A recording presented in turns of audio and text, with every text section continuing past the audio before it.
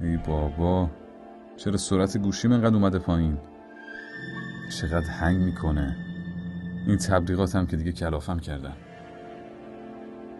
اگه شما هم تا حالا با این مشکلات دست به گریبان بودید و از اینکه اطلاعات شخصیتون توسط بدافزارها به سرقت بره میترسید، در این ویدیو با راه حل اونها آشنا میشید. آنتی ویروس ملی با اپریویو همراه باشید. این برنامه خیلی راحت میتونه فایل‌های ویروسی روی کارت حافظه یا بدافزارهایی که اشتباهاً روی گوشی نصب کردید رو شناسایی کنه و از بین ببره. برای این کار کافیه به بخش آنتی ویروس برید و یکی از دو حالت موجود رو برای اسکن انتخاب کنید. البته برای اینکه آنتی ویروس ملی بتونه جدیدترین ویروس‌ها رو هم تشخیص بده، باید پایگاه داده اون بروز باشه. پس بهتر که از بخش تنظیمات گزینه بروز رسانی خودکار دیتابیس رو تیک بزنید.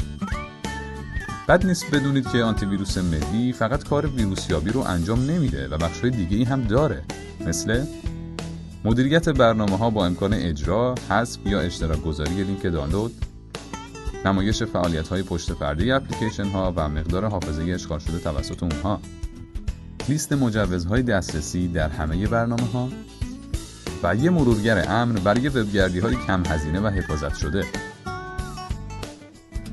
همونطور که دیدید، با استفاده از آنتی ویروس ملی میتونید علاوه بر قتل عام ویروس‌ها و حفظ امنیت اطلاعات شخصی، برنامه‌های نصب شده و فعالیت‌های اونها رو هم کنترل کنید تا سرعت دستگاه بیشتر بشه.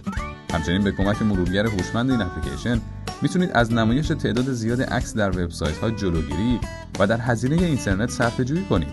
این ویژگی‌ها باعث شدن تا آنتی ویروس ملی به محبوب ترین آنتی ویروس در کاف بازار تبدیل بشه و امتیاز خوبی رو هم از کاربران بگیره.